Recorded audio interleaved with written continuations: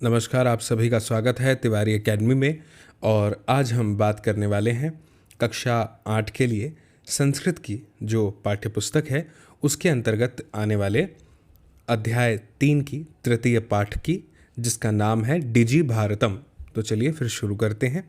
और देखिए, सबसे पहले जो है हमें यहाँ पे लिखा है, बताया है कि ये जो प्रस्तुत पाठ है जिसका नाम है डिजिटल इंडिया, इसके मूल भाव को लेकर लिखा गया है। निबंधात्मक पाठ है, एक निबंध की तरह से इसमें जो है सारी विषय वस्तुएं विद्यमान है। इसमें वैज्ञानिक प्रगति के उन आयामों को भी छुआ गया है जिनमें हम एक क्लिक द्वारा बहुत कुछ प्राप्त कर सकते हैं। आगे ये लिखा है कि आज इंटरनेट ने हमारे जीवन को कितना सरल बना दिया है और हम भौगोलिक दृष्टि से एक दूसरे के अत्यंत निकट आ गए हैं। आप अभी जहाँ भी हैं वहाँ से पूरी पृथ्वी का दर्शन अपने मोबाइल पर, कंप्यूटर पर, लैपटॉप पर, इंटरनेट के माध्यम से कर सकते हैं। इसके द्वारा जीवन के प्रत्येक क्रियाकलाप सुविधाजनक हो गए हैं। ऐसा ही भावों को यहाँ सरल संस्कृत में व्यक्त किया गया है। तो ये कुछ ऐसे ही भाव हैं जिनकी अभिव्यक्ति संस्कृत भाषा में इस अध्याय में यहाँ पे की गई है। तो अब हम इस पाठ को ध्यान से पढ़ेंगे और इसके अनुवाद पर चर्चा करेंगे कि इसका अर्थ क्या होगा। ठीक है? अच्छा, ये जो पाठ है हमारे सामने, इसमें कुछ शब्दार्थ जो हैं इनको हम पहले देख लेते हैं, ताकि जब हम ये पाठ पढ़ें तो हमें जो है उसका अर्थ समझने में आसानी हो। एक शब्द यहाँ पर आया है जिज्ञासा।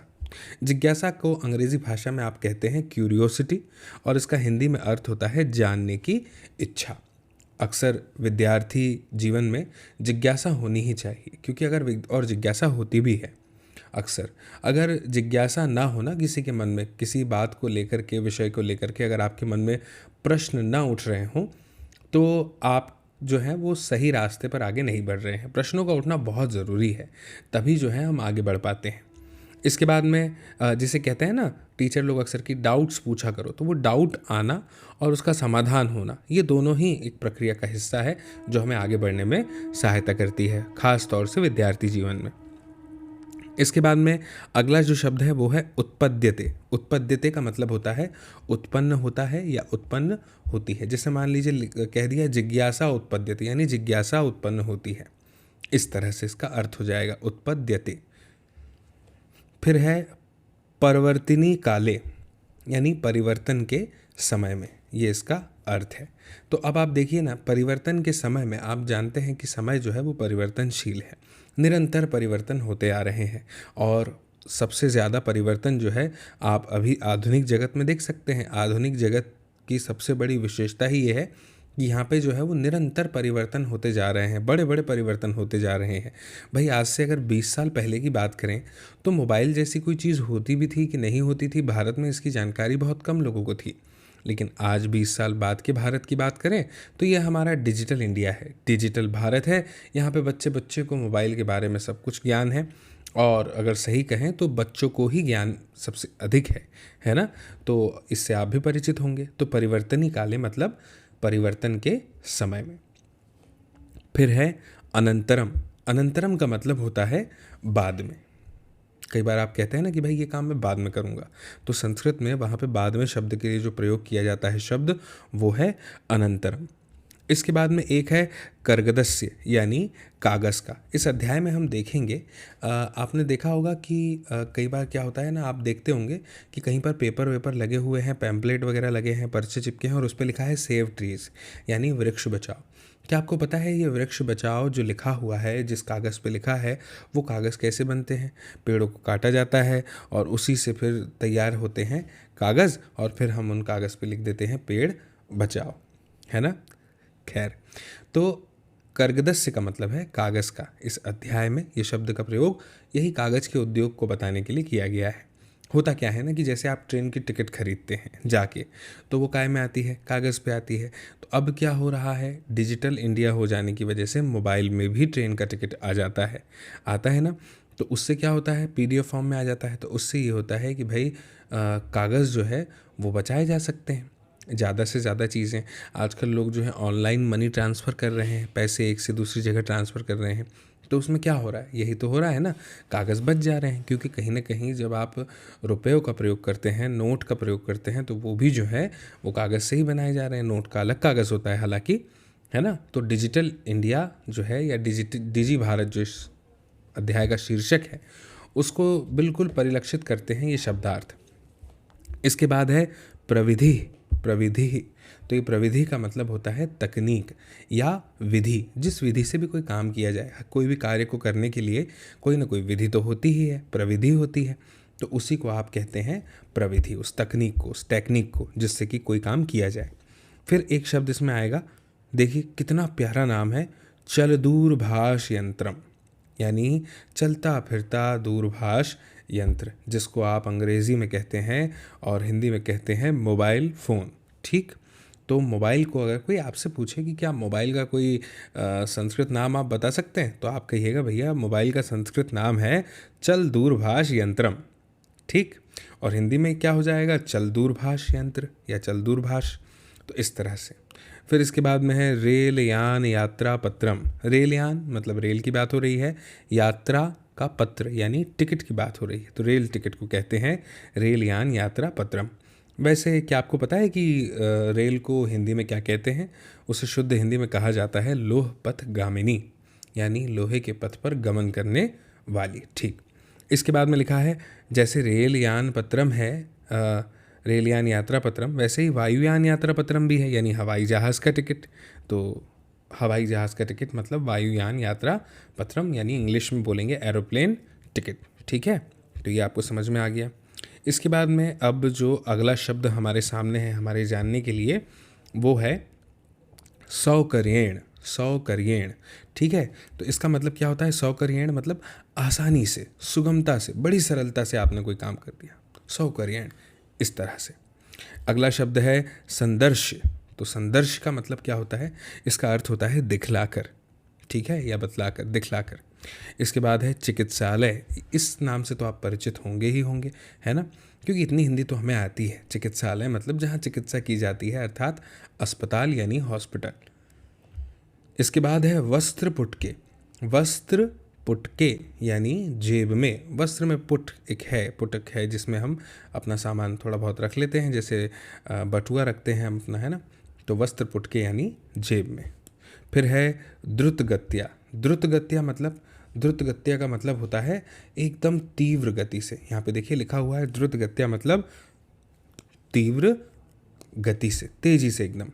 फिर है शुल्कम। शुल्कम मतलब फीस, हिंदी में इसे शुल्क भी कहते हैं।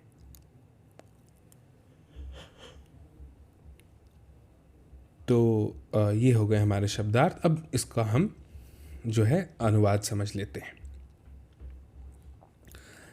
तो पहले एक एक लाइन पढ़ता हूँ और फिर आपको उसका अनुवाद बता देता हूँ, है ना। तो यहाँ लिखा है कि अद्य संपूर्ण विश्व, यानी आज सारे इस विश्व में, सारे संसार में, अद्य मतलब आज होता है, ठीक है, अद्य मतलब आज, संपूर्ण विश्व में मतलब सारे संसार में, लिखा है डिजिटल इंडिया, यानी डिजिटल इंडिया की बात हो रही है। अब ये तो सरल शब्द है। लिखा है इत्यस्य चर्चा श्रूयते। श्रूयते का मतलब होता है सुना जाना, यानी सुनी जाती है। चर्चा किसकी, इत्यस्य यानी इसकी चर्चा सुनी जाती है, किसकी, डिजिटल इंडिया में। तो ये पूरे वाक्य का अर्थ हो गया कि आज सारे संसार में, सारे विश्व में डिजिटल इंडिया की चर्चा सुनी जाती है। आगे लिखा है अस्य पदस्य कः, अस्य पदस्य कः भावः इति, और इसका मतलब है कि इस शब्द का जो है क्या अर्थ है, क्या भाव है ना। कः भावः इति, क्या भाव है। आगे लिखा है मनसी जिज्ञासा उत्पद्यते, यानी मनसी यानी मन में, जिज्ञासा यानी जानने की इच्छा, उत्पद्यते यानी उत्पन्न होती है। तो ये पूरी लाइन का अर्थ क्या हो जाएगा कि अस्य पदस्य कः भावः इति मनसी जिज्ञासा उत्पद्यते, यानी इस शब्द का भाव क्या है, इसे जानने की, ऐसी जानने की इच्छा उत्पन्न होती है कि भाई डिजिटल इंडिया क्या है। आगे लिखा है, देखिए ध्यान से समझिए, लिखा है काल परिवर्तनेन सह मानवस्य आवश्यकता अपि परिवर्तते। क्या अर्थात हुआ इसका? इसका मतलब हुआ काल परिवर्तनेन, यानी काल के परिवर्तन से या काल के परिवर्तन के सह मानवस्य यानी साथ मानव की, मानव अस्य यानी मानव की, आवश्यकता अपि यानी आवश्यकता भी जो है परिवर्तते यानी परिवर्तित होती है। तो ये जो पूरा वाक्य है कि काल परिवर्तेन सह मानवस्य आवश्यकता अपि परिवर्तते, अर्थात काल के परिवर्तन के साथ, समय के परिवर्तन के साथ मानव की आवश्यकताएं भी परिवर्तित होती हैं, बदलती रहती हैं। बात बिल्कुल सही है भाई, जैसे जैसे समय आगे बढ़ता है हमारी आवश्यकताएं भी बदलती चली जाती हैं, है ना। इसके बाद क्या लिखा है, अगली लाइन देखिए, लिखा हुआ है अगली लाइन में कि प्राचीन काले ज्ञानस्य आदान प्रदानम मौखिकम आसित। अर्थात क्या हुआ इसका? इसका अर्थ क्या हुआ? इसका अर्थ ये हुआ प्राचीन काल यानी पुराने समय में, बहुत पहले की बात हो रही है। ज्ञानस्य यानी ज्ञान का, ज्ञान अस्य यानी ज्ञान का, आदान प्रदान यानी आदान प्रदान तो बहुत ही सरल हिंदी का शब्द है ना, यानी लेन देन, इस टाइप से। मौखिकम आसित यानी वाणी के द्वारा, मुख के द्वारा होता था। कब? पुराने समय में। इसके बाद क्या लिखा हुआ है, विद्या च श्रुति परंपरया गृह्यते स्म, और हमने शब्दार्थ में भी देखा था, विद्या च श्रुति परंपरा गृह्यते स्म। अर्थात क्या हुआ इसका कि जो विद्या है ना, जो एजुकेशन है, जो शिक्षा है, श्रुति परंपरा यानी सुन करके जो है, सुनने की परंपरा थी, उससे ये जो है ग्रहण की जाती थी। इसके बाद लिखा है, अनंतरम तालपत्रोपरि भोजपत्रोपरि च लेखन कार्यम आरब्धम, और इसके बाद में क्या हुआ कि आगे के काल में जो है इसको ताम्रपत्र और भोजपत्र, इन सब पे जो है इसका लेखन कार्य जो है आरंभ हुआ, शुरू हुआ। अब ये भोजपत्र क्या होते हैं? देखिए, कश्मीर जो है ना, वहाँ पे एक वृक्ष होता है, उस वृक्ष का नाम है भुर्ज नामक वृक्ष होता है वो। तो उसकी छाल पर पहले के समय में जो है उसको कागज़ जैसा बना के और उस पर लिखा जाता था, उसकी छाल पर, उसकी छाल को सुखा कर। तो इसलिए वो भुर्ज नामक वृक्ष की छाल पर लिखे होने की वजह से इसका नाम जो है भोजपत्र है। ठीक है, ये जो है आपने इतिहास की पाठ्यपुस्तक हमारे अतीत भाग में भी, एक में भी पढ़ा है ना, कक्षा 6 में। ठीक, इसके बाद में लिखा हुआ है, परिवर्तिनी काले कर्गदस्य लेखन्याः च आविष्कारेण सर्वेषामेव मनोगतानां भावानां कर्गदोपरि लेखनम प्रारब्धम। इसका अर्थ क्या हुआ? इसका अर्थ हुआ परिवर्तिनी काले यानी परिवर्तन के काल में, परिवर्तन के समय में, कर्गदस्य लेखन्या यानी कागज का, और लेखनी का, है ना, लेखन्या, च आविष्कारेण यानी इसका जो आविष्कार है, सर्वेषामेव मनोगतानाम यानी इसके आविष्कार से सभी के मन में स्थित भावानाम कर्गदोपरि लिखा हुआ है, कर्गदोपरि लेखनम प्रारब्धम यानी मन के स्थित भाव का कागज़ के ऊपर लिखना जो है वो प्रारंभ हो गया यानी शुरू हो गया। ठीक, इसके बाद में लिखा है, टंकण यंत्रस्य आविष्कारेण तु लिखिता सामग्री टंकिता सती बहुकालाय सुरक्षिता अतिष्ठत। अर्थात क्या हुआ इसका? टंकण यंत्रस्य यानी छपाई के यंत्र के आविष्कार के द्वारा, टंकण यंत्र से आविष्कारेण तु लिखिता सामग्री, जो लिखित सामग्री है जिसे लिखा जाता है, टंकिता सती यानी छापी जाने लगी। ठीक है, बहुकालाय सुरक्षिता अतिष्ठत, और इसे बहुत समय तक जो है सुरक्षित किया जा सका। जब इसे छाप दिया गया तो इसका जो रक्षण है, जो सुरक्षा है इसकी, वो लंबे समय तक होने लग गई। आगे लिखा हुआ है, क्या लिखा है? अगली लाइन लिखी है, वैज्ञानिक प्रविधेः प्रगति यात्रा पुनरपि अग्रे गता। और यहाँ पे लिखा है कि वैज्ञानिक प्रविधे मतलब क्या होता है? तकनीक, है ना। तो वैज्ञानिक तकनीक विधि की जो प्रगति यात्रा है, ये पुनः जो है आगे चलती रही, पुनरपि अग्रे गता। इसके बाद में देखिए, इसके बाद में जो है अब अगली लाइन लिखी हुई है हमारे सामने, क्या लिखी हुई है कि अद्य सर्वाणि कार्याणि संगणक नामकेन यंत्रेण साधितानि भवन्ति। और अब जो है ये बताया गया है कि आज जो है जितने भी कार्य हैं, जितनी भी जानकारी जो है, सर्वाणि कार्याणि संगणक नामकेन, संगणक मतलब होता है बच्चों कंप्यूटर, तो कंप्यूटर नामक यंत्र के द्वारा जो है सिद्ध होती है, यंत्रेण साधितानि भवन्ति, और इसके बाद में लिखा है समाचार पत्राणि पुस्तकानि च कंप्यूटर माध्यमेन पठ्यन्ते लिख्यन्ते च। यानी समाचार पत्र की आप बात कर लीजिए, चाहे आप पुस्तकों की बात कर लीजिए, ये सभी जो हैं कंप्यूटर के माध्यम से, यहाँ पे लिखा हुआ है पठ्यन्ते यानी पढ़ी जाती हैं, लिख्यन्ते च यानी लिखी जाती हैं। तो पूरा अर्थ क्या हो गया कि आज सभी कार्य कंप्यूटर नामक यंत्र के द्वारा सिद्ध होते हैं, पूर्ण होते हैं, और समाचार पत्र तथा पुस्तकें कंप्यूटर के माध्यम से पढ़ी तथा लिखी जाती है। ठीक है, अब इसके बाद हम देखते हैं अगली लाइन क्या लिखी है। अगली लाइन लिखी है कर्गदोद्योगे वृक्षाणाम उपयोगेन वृक्षाः कर्त्यन्ते स्म परम संगणकस्य अधिकाधिक प्रयोगेण वृक्षाणाम कर्तने न्यूनता भविष्यति इति विश्वासः। अब इस लाइन का अर्थ क्या है? लिखा हुआ है सबसे पहले कर्गद उद्योगे यानी कागज के उद्योग में अधिकाधिक लिखा है वृक्षाणाम उपयोगेन यानी वृक्षों का जो उपयोग है होने से, लिखा है कर्त्यन्ते स्म यानी वृक्ष काटे जाते थे। फिर लिखा है परम यानी परंतु संगणकस्य अधिकाधिक प्रयोगेण यानी संगणक का अधिक अधिक प्रयोग होने से लगा, यानी कंप्यूटर के अधिक अधिक प्रयोग से। लिखा है वृक्षाणाम कर्तने न्यूनता यानी वृक्षों के काटने में कमी, भविष्यति इति विश्वासः यानी भविष्य में कम हो जाएगी, कमी आ जाएगी वृक्षों के काटने में, क्योंकि अब सब काम जो है वो काय पे होंगे, संगणक यंत्र यानी कंप्यूटर पर ही होंगे। तो इस लाइन का अर्थ क्या हो जाएगा कि कर्गद उद्योगे वृक्षाणाम उपयोगेन वृक्षाः कर्त्यन्ते स्म परम संगणकस्य अधिकाधिक प्रयोगेण वृक्षाणाम कर्तने न्यूनता भविष्यति विश्वासः यानी कागज के उद्योग में वृक्षों का उपयोग होने से वृक्ष काटे जाते थे, परंतु कंप्यूटर के अधिकाधिक प्रयोग से वृक्षों के काटने में कमी होगी, यह विश्वास है। ठीक है, इसके बाद आगे लिखा है अनेन पर्यावरण सुरक्षायाः दिशि महान उपकारो भविष्यति यानी इससे पर्यावरण की सुरक्षा की दिशा में महान उपकार होगा। ठीक है, इसका अर्थ यही है कि इससे जो है पर्यावरण की सुरक्षा की दिशा में भी महान उपकार हो जाएगा। कैसे भाई? पेड़ पौधे बचे रहेंगे ना, उनका कटाव कम हो जाएगा, तब तो फिर पर्यावरण की रक्षा होगी ही। इसके बाद में अगली लाइन पर आते हैं। अगली लाइन क्या है? अगली लाइन है अधुना आपणे वस्तु क्रयार्थम रूप्यकाणाम अनिवार्यता नास्ति यानी अब बाजार में वस्तुओं को खरीदने के लिए जो है रूप्यकाणाम यानी रुपयों की अनिवार्यता नास्ति यानी अनिवार्यता यानी आवश्यकता, अनिवार्यता नहीं है। अब आप कहेंगे कि बाजार में वस्तुओं को खरीदने के लिए रुपयों की आवश्यकता नहीं है, कैसी बात है ये?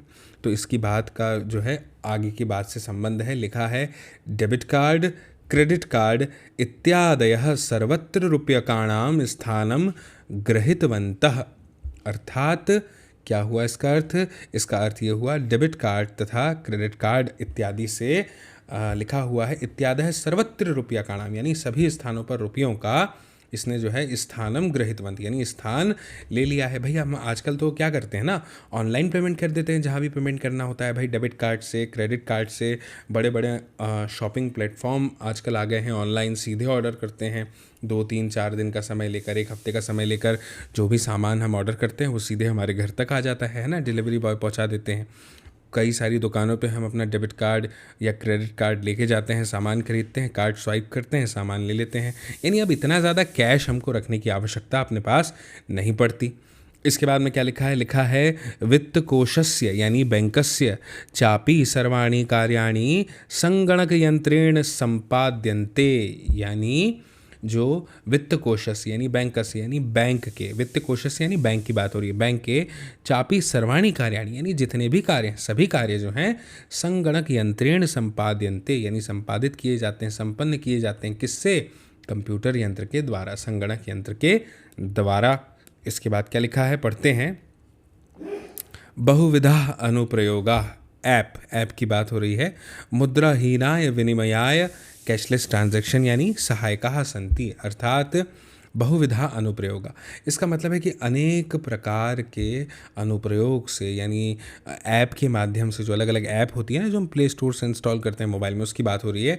उससे क्या हुआ? मुद्रा रहित लेन देन यानी कैशलेस ट्रांजैक्शन जब हम करते हैं, जैसे फ़ोनपे का यूज़ करके, गूगल पे का यूज़ करके, पेटीएम का यूज़ करके, अलग अलग तमाम ऐप का प्रयोग करके, तो उसके लिए ये सहायक सिद्ध हो जाते हैं। इसके बाद में लिखा है कुत्रापि यात्रा करणीया भवेत रेल यान यात्रा पत्रस्य वायुयान यात्रा पत्रस्य अनिवार्यता अद्य नास्ति।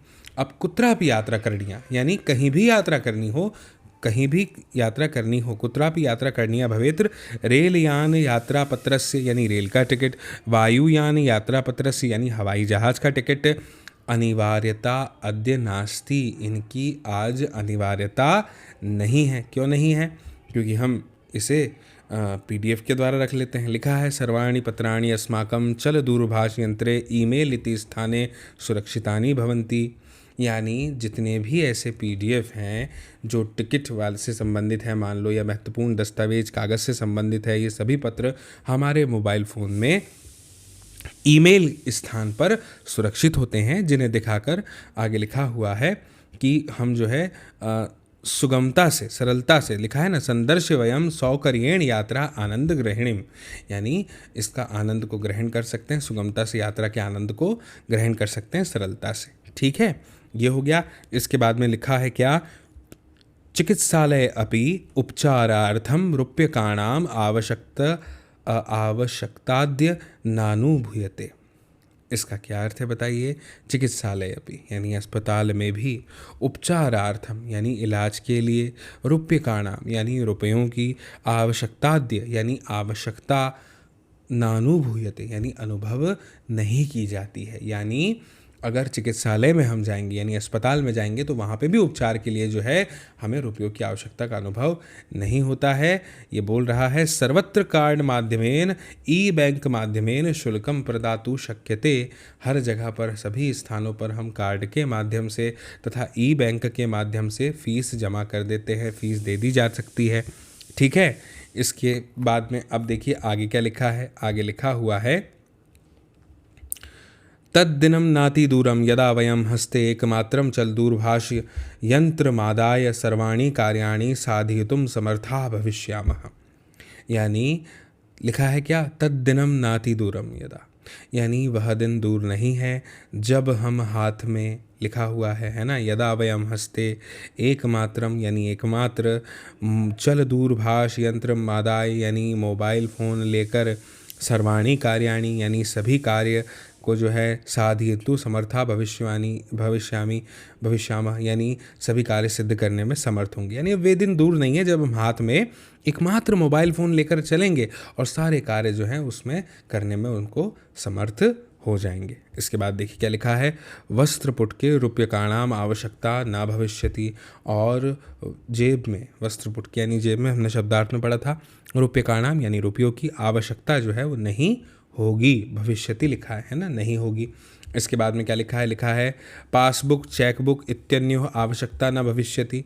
पासबुक चेकबुक इन सब की भी आवश्यकता, इनकी आवश्यकता नहीं होगी। इसके बाद में लिखा है पठनार्थ पुस्तकानां समाचार पत्राणाम अनिवार्यता समाप्त प्राया भविष्यति। और पठनार्थ पुस्तकानाम यानी पढ़ने के लिए पुस्तकों की, समाचार पत्राणाम यानी समाचार पत्रों की, अनिवार्यता समाप्त प्रायः भविष्यति, और अनिवार्यता जो है वो लगभग समाप्त हो जाएगी। आगे क्या लिखा है देखिए, अब आगे लिखा हुआ है कि इसमें लिखते हैं ये लेखनार्थम अभ्यास पुस्तिकायाः, यानी लिखने के लिए जो अभ्यास पुस्तिकाएँ आती हैं, कर्गदस्य वा जो कागज़ की होती हैं। लिखा है नूतन ज्ञानान्वेषणार्थम शब्दकोशस्यापि आवश्यकता न भविष्यति, है ना, नवीन ज्ञान के खोजने के लिए कह लीजिए, शब्दकोशस्य यानी डिक्शनरी कह लीजिए, इन सब की भी आवश्यकता नहीं होगी। यानी लिखने के लिए अभ्यास पुस्तिका की अथवा कागज़ की, नवीन ज्ञान के खोजने के लिए डिक्शनरी की भी आवश्यकता नहीं होगी। फिर आगे लिखा है अपरिचित मार्गस्य ज्ञानार्थ मार्गदर्शकस्य मानचित्रस्य आवश्यकतायाः अनुभूति अपि न भविष्यति। यानी अपरिचित मार्गस्य ज्ञानार्थम यानी अनजान मार्ग, जिसको हम नहीं जानते। क्या होता है, आप किसी ऐसी जगह पे गए जहाँ का रास्ता आपको नहीं पता, किसी से आप नहीं पूछ रहे, तो कहाँ कैसे जाएंगे आप? गूगल मैप से चले जाते हैं आप नेट पर खोज के। तो यही लिखा है कि अपरिचित मार्गस्य ज्ञानार्थम मार्गदर्शकस्य मानचित्रस्य आवश्यकतायाः अनुभूति अपि न भविष्यति। यानी अनजान मार्ग के ज्ञान के लिए भी मार्गदर्शक मैप की आवश्यकता की अनुभूति भी नहीं होगी। लिखा है एतत् सर्वम एकनेव यंत्रेण कर्तुम शक्यते, और ये सभी काम जो है एक ही यंत्र के द्वारा किए जा सकते हैं। जैसे कौन कौन से लिखा है, शाकादि क्रयार्थम, फल क्रयार्थम, विश्राम गृहेषु कक्षम सुनिश्चितं कर्तुम, चिकित्सालय शुल्कं प्रदातुम, विद्यालय महाविद्यालय चापि शुल्कं प्रदातुम, किं बहुना दानमपि दातुम, चल दूरभाष यंत्रमेव अलम। यानी इसका अर्थ ये है, शाकादि क्रयार्थम, क्रय यानी खरीदना, आदि शाक मतलब सब्जी होता है, यानी सब्जी आदि खरीदने के लिए, फल क्रय अर्थम यानी फल खरीदने के लिए, विश्राम गृहेषु यानी विश्राम गृह में कमरा सुनिश्चित करने के लिए, चिकित्सालय शुल्कम प्रदातुम यानी अस्पताल में फ़ीस देने के लिए, विद्यालय महाविद्यालय चापि शुल्कम प्रदातुम यानी स्कूल या कॉलेज की भी फ़ीस अगर आपको देनी हो, है ना, महाविद्यालय मतलब कॉलेज, विद्यालय मतलब स्कूल,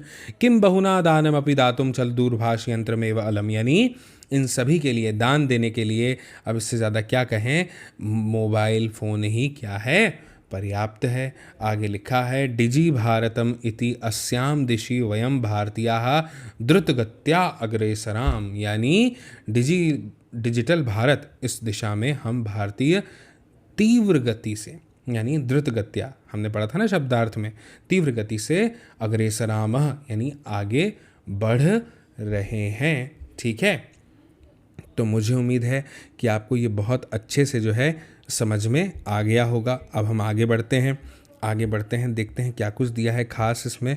भाई जैसे लिख दिया हमारे सामने यहाँ पे कि अभ्यास, अब इसमें क्या दिया है, प्रश्न 1, अधोलिखितानां प्रश्नानां उत्तराणि एक पदेन लिखत। अब ये जो प्रश्न लिखे हुए हैं यहाँ पे, इनका जवाब हमको एक पद यानी एक शब्द में देना है। जैसे पहला प्रश्न है, कुत्र डिजिटल इंडिया इत्यस्य चर्चा भवति, डिजिटल इंडिया की जो है चर्चा कहाँ हो रही है।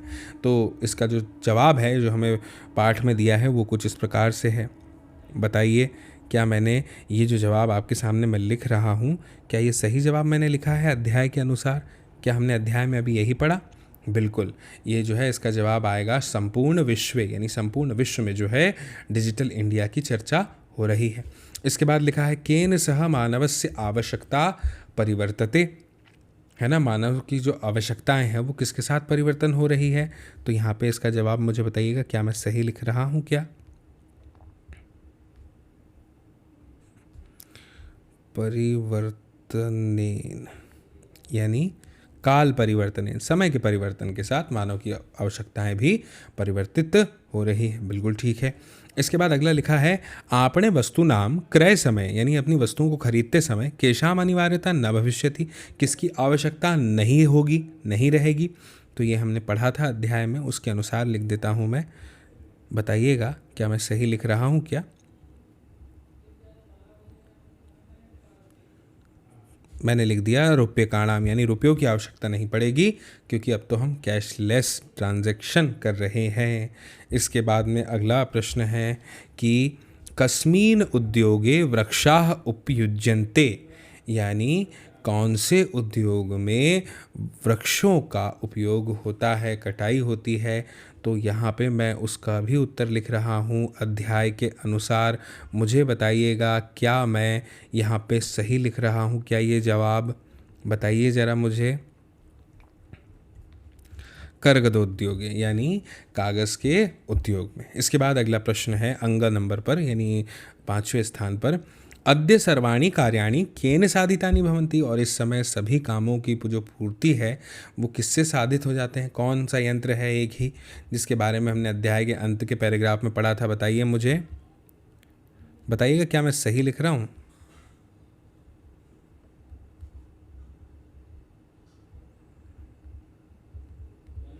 चल दूरभाष यंत्रेण, ठीक है, ये इसका उत्तर हो गया। चलिए, मुझे उम्मीद है आपको ये तो समझ में आया ही होगा, है ना।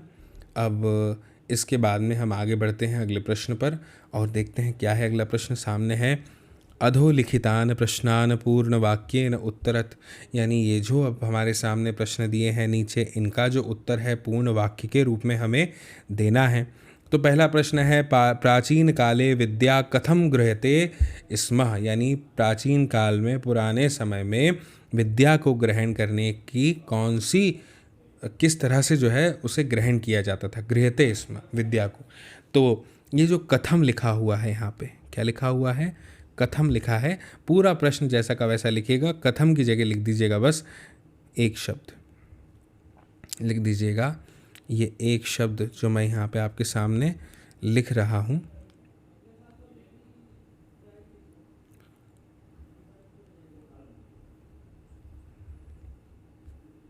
श्रुति परंपरा, ठीक है, ये लिख दीजिएगा कथम की जगह पे, बाकी पूरा का पूरा जैसा का वैसा आएगा। फिर है वृक्षाणाम कर्तनम कथम न्यूनताम यास्यति, वृक्षाणाम कर्तनम कथम न्यूनताम यास्यति, यानी वृक्षों का जो कटना है वो किससे जो है कम हो जाएगा।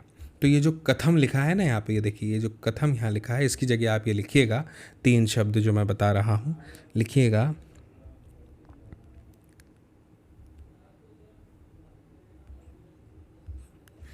संगणकस्य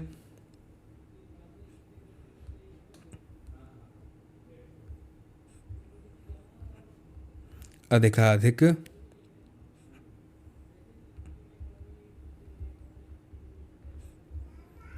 प्रयोगेण, यानी संगणक के यानी कंप्यूटर के अधिक से अधिक प्रयोग से ये जो है संभव है कि कागज़ों का जो कटना, वृक्षों का जो कटना है वो समाप्त हो जाएगा। इसके बाद में अगला प्रश्न है, चिकित्सालय कस्य आवश्यकता अद्य नानुभूयते, चिकित्सालय में यानी अस्पताल में और हॉस्पिटल में हमें किस चीज़ की आवश्यकता की अब अनिवार्यता नहीं है, यानी कौन सी चीज़ की आवश्यकता नहीं पड़ती। तो इसका आप यहाँ पे लिख दीजिएगा रूप्यकस्य, या एक काम कीजिए आप रूप्यकस्य के स्थान पर ऐसा भी लिख सकते हैं रूप्य काणाम, जो आप लिखना चाहें, ठीक। इसके बाद लिखा वयम कस्याम दिशि अग्रेसराम, हम किस दिशा में आगे बढ़ रहे हैं। तो लिख दीजिएगा कस्याम की जगह पे, कि यहाँ पे भी कस्य की जगह पे ही लिखा है हमने, है ना, कस्याम की जगह पे लिख दीजिएगा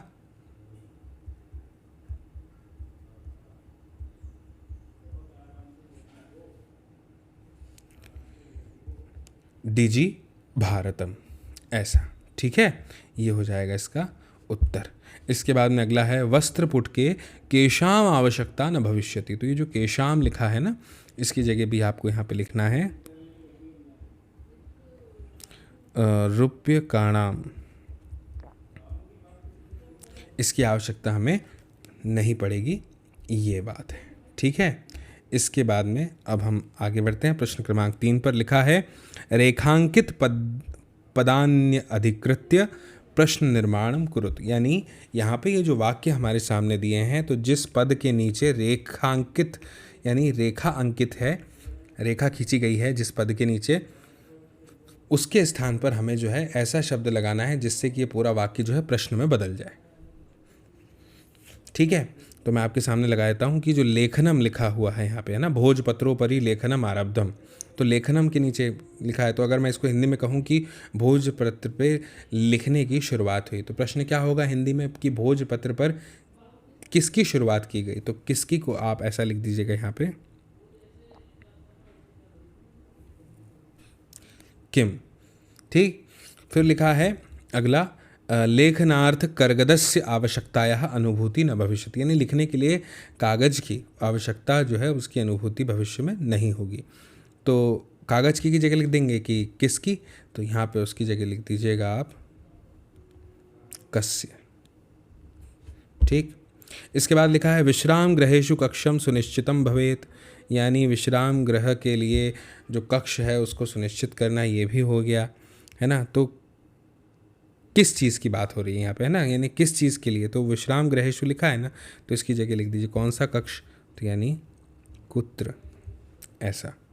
फिर है सर्वाणी पत्राणी चल दूरभाष यंत्रे सुरक्षितानि भवन्ति, यानी किसके द्वारा, है ना, तो अब लिखा हुआ है ना क्या, चल दूरभाष यंत्रे, है ना, तो इसमें आप लिख दीजिएगा सर्वाणी पत्राणी कुत्र सुरक्षितानि, है ना, यहाँ पे लिख दीजिएगा कुत्र, यह आ जाएगा। फिर है वयम उपचारार्थम चिकित्सालयम गच्छाम, तो चिकित्सालय में गए काय के लिए, उपचार के लिए, तो किसके लिए, यानी तो यहाँ पे लिख दीजिए किमर्थम, ठीक। तो ये हो गया आपके इसका उत्तर प्रश्न क्रमांक 3 का। अब बारी आती है आगे आगे बढ़ते हैं प्रश्न क्रमांक 4 की। और प्रश्न क्रमांक 4 जो है हमारे सामने वो क्या लिखा हुआ है, वो लिखा हुआ है कि उदाहरण मनुश्रुत्य विशेषण विशेष मेलनम कुरुत। अच्छा ठीक है, विशेषण से विशेष का मेल हमें करना है। विशेष वो शब्द हैं जिनकी विशेषता बताई जा रही है और जो विशेषता है उसी को हम विशेषण कहते हैं। जैसे लिखा है संपूर्ण भारते, है ना, तो अब लिख दिया क्या है मौखिकम, तो मौखिकम ज्ञानम, ये बिल्कुल ठीक है, सही है ये। फिर है मनोगता, उपकार नहीं होगा, ये भावा हो जाएगा, है ना, मनोगता भावा, ऐसा। फिर इसके बाद में लिखा है महान, तो महान, हाँ ये इसके लिए उपकार हो जाएगा। अच्छा नीचे दो और हैं, ठीक है। तो अब लिखा हुआ है जैसे टंकिता, तो टंकिता विनिमय नहीं होगा, टंकिता तो सामग्री है ना, और मुद्रा विहीन विनिमय, यानी अब एक कैशलेस ट्रांजैक्शन की बात यहाँ पे होगी, तो ये इस तरह से सही हो जाएगा, ठीक। इसके बाद में आगे बढ़ेंगे और बात करेंगे प्रश्न क्रमांक 5 की। देखिए क्या लिखा है, अधोलिखित पदयोः संधि कृत्वा लिखा, संधि करके लिखना है, अभी लिख देते हैं। तो लिखा है पदस्य अस्य, तो ये हो जाएगा पदस्यास्य, ठीक। इसके बाद में लिखा तालपत्र उपरि, तो ये हो जाएगा क्या, तालपत्रोपरि,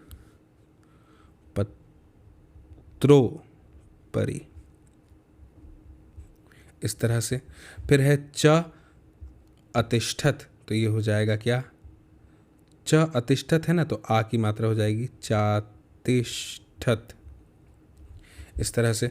फिर है करगद उद्योगे, तो करगद उद्योगे, तो ये क्या हो जाएगा, ये हो जाएगा हाँ करगदोद्योगे। फिर है क्रय अर्थम, तो ये क्या हो जाएगा, ये हो जाएगा क्रयार्थम। फिर है इति अनयोः, अनयोः, तो ये हो जाएगा इत्यनयोः। फिर है उपचार अर्थम, तो ये क्या हो जाएगा,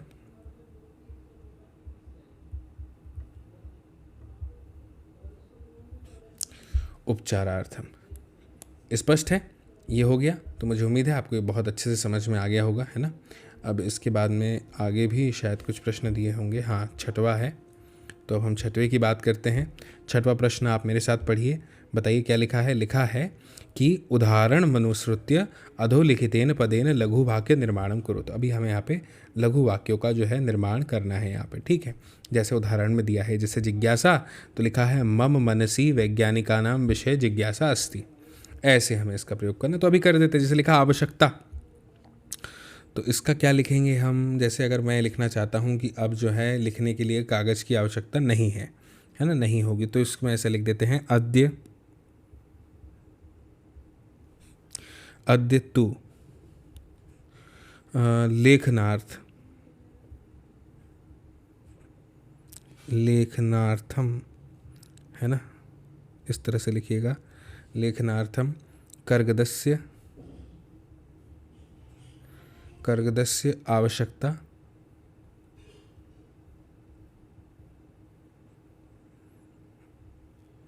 और इसके बाद लिख देंगे नास्ति,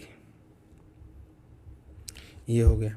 फिर लिखा है सामग्री, है ना, तो अभी हमने मिलान किया था टंकिता सामग्री, है ना, तो लिख देते हैं कि टाइप करने के लिए जो सामग्री है वो न्यूना एवं प्राप्यते, ठीक है, लिख देता हूँ मैं टंकिता सामग्री अधुना न्यूना एव प्राप्यते, ठीक, ये हो गया। इसके बाद है पर्यावरण सुरक्षा, तो वृक्षों से पर्यावरण की सुरक्षा होती है, तो लिख देते हैं वृक्षेभ्य,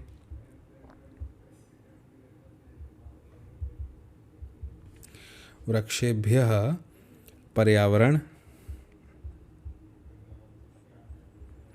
सुरक्षा भवति। ठीक, फिर है विश्राम गृहम, तो इसके लिए लिख दीजिए कि जनाः मतलब लोग, तीर्थेषु जब जाते हैं तीर्थ पे, फिर लिख दीजिए हाँ विश्राम गृहम, गृहम है ना, ऐसे लिखाएगा। ठीक है, फिर आएगा क्या लिख दें, अन्वेषयन्ति, हाँ ये सही है, अन्वेषयन्ति, इस तरह से लिख दीजिए आप। तो ये हो गया आपका। ठीक, तो ये तो हो गया प्रश्न क्रमांक 6। अब बारी आती है प्रश्न क्रमांक 7 की। ठीक है, तो क्या है प्रश्न क्रमांक 7? उदाहरणानुसारम, उदाहरण अनुसारम है ना, उदाहरणानुसारम कोष्ठक प्रदत्तेषु पदेषु चतुर्थी प्रयुज्य रिक्त स्थान पूर्ति कुरुत। यानी उदाहरण के अनुसार हमें जो है कोष्ठक में प्रदान किए गए पद के द्वारा चतुर्थी प्रयुज्य रिक्त स्थान की पूर्ति करनी। जैसे लिखा है भिक्षुकाय धनम ददातु, है ना, तो भिक्षुक था तो भिक्षुकाय हो गया। तो अब जैसे यहाँ पे लिखा हुआ है क्या लिखा है, छात्र लिखा है ना, तो यहाँ पे आप लिख दीजिएगा या तो ये हो जाएगा छात्राय, या फिर आप इसकी जगह लिख दीजिएगा छात्रेभ्य। ठीक, छात्रेभ्यः ये आ जाएगा। फिर लिखा है निर्धन, तो निर्धन का तो ये हो जाएगा अहम खालिस्तान वस्त्राणि ददामि, है ना, तो ये निर्धन है तो ये हो जाएगा निर्धनाय, यानी निर्धन को। फिर है खालिस्तान पठनम रोचते, तो खालिस्तान पठनम रोचते लता लिखा है तो इसका लिख दीजिए लताए। ठीक, इसके बाद में लिखा है रमेश खालिस्तान अलम, सुरेश आ गया तो ये हो जाएगा सुरेशाय, सुरेशाय ये हो जाएगा। ठीक, फिर इसके बाद में लिखा है खालिस्तान नमः, तो अध्यापक दिया है तो यहाँ पे लिख दीजिए अध्यापकाय नमः। ठीक, अध्यापकाय हो जाएगा। तो इस तरह से अब इसके बाद तो खैर योग्यता विस्तार है, तो ये आप पढ़ लीजिएगा स्वयं से। ठीक है, जैसे अब यहाँ पे लिखा है जीवितुम इच्छा, यानी जिजीविषा जिसका मतलब होता है जीने की इच्छा, गंतुम इच्छा यानी जिगमिषा यानी जाने की इच्छा, भोक्तुम इच्छा यानी बुभुक्षा यानी खाने की इच्छा। ठीक है, पातुम इच्छा यानी पिपासा पीने की इच्छा, कर्तुम इच्छा यानी चिकीर्षा यानी करने की इच्छा, ज्ञातुम इच्छा मतलब जिज्ञासा यानी जानने की इच्छा। यानी एक शब्दों के लिए कुछ एक शब्द जो है यहाँ पे दिए गए हैं, है ना। अब तुमुन प्रत्यय में तुम शेष बचता है तो यह प्रत्यय के लिए अर्थ में प्रयुक्त होता है। जैसे कि क्रो में तुमुन लगा दिया तो कर्तुम हो गया, तो करने के लिए हो गया। कृ धातु में दा में तुमुन लगा दिया तो दातुम हो गया, मतलब देने के लिए। ऐसे ही हमने एक शब्द का प्रयोग किया इस अध्याय में प्रदातुम। खाद के साथ तुमुन लगा दिया तो खादितुम हो गया, यानी खाने के लिए। पठ के साथ तुमुन लगा देंगे तो पठितुम यानी पढ़ने के लिए। लिख के साथ लगा दिया तो लिखितुम यानी लिखने के लिए। गम के साथ लगा दिया तो गंतुम यानी कि जाने के लिए। इस तरह से तो मुझे उम्मीद है बच्चों कि आपको यह अध्याय पूरी तरह से बहुत अच्छे से समझ में आया होगा। एक एक प्रश्नावली को भी हमने बहुत अच्छे से समझा इसके अंदर, यानी प्रश्नों को। तो आप ज़रूर जो है इस वीडियो की लिंक को साझा कीजिएगा अपने दोस्तों, मित्रों, साथियों, सहपाठियों के साथ, ताकि वे लोग भी देख पाएँ इस वीडियो को और समझ पाएँ इस जानकारी को। बाकी फिर मेरी आपसे बहुत जल्द मुलाकात होगी अगले नए अध्याय के साथ, अगले नई जानकारी के साथ, नए वीडियो में। और तब तक के लिए आप सभी को मेरा नमस्कार।